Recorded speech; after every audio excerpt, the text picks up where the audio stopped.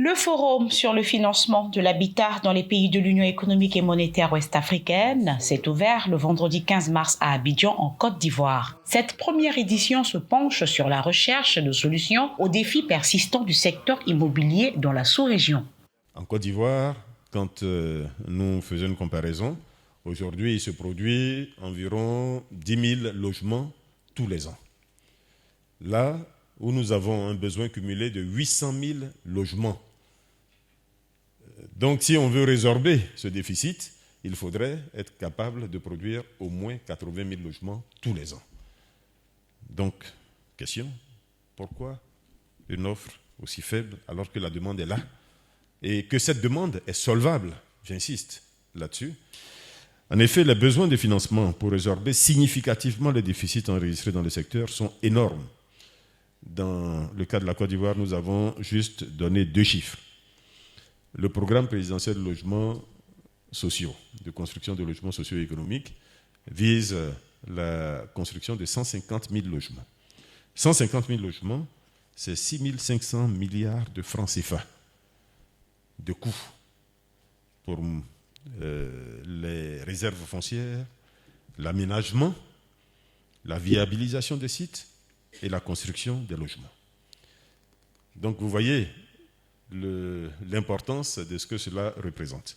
Si nous nous projetons sur les besoins qui sont ceux de notre pays, nous arrivons à plus de 40 000 milliards de francs CFA.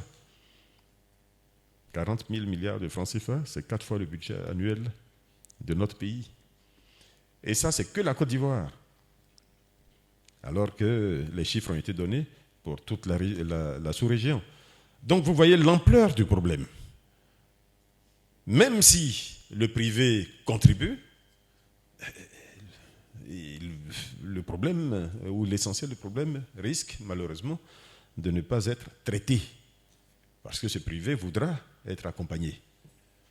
Et l'aspect capitalistique de cet écosystème-là fait que sans accompagnement, sans assurance des autres parties prenantes, le privé aura du mal à avancer.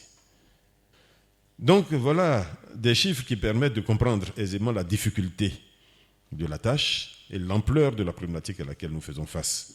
Après l'ouverture de la session par Bruno Nabagny-Koné, ministre ivoirien de la Construction, du Logement et de l'Urbanisme, Anna Badia, présidente directrice générale de la société immobilière de la presqu'île Cyprès, s'est exprimée sur les défis de ce secteur en pleine croissance. Le secteur de la promotion immobilière fait face à un déficit criard en logement dans la zone IOMOA.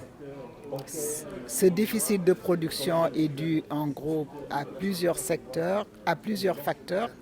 Le premier, c'est les problèmes fonciers, l'insécurité foncière avec les occupations irrégulières, les titres qui peuvent poser problème, les difficultés de financement de la majorité des acteurs parce que les gens du secteur informel ne sont pas souvent bancables.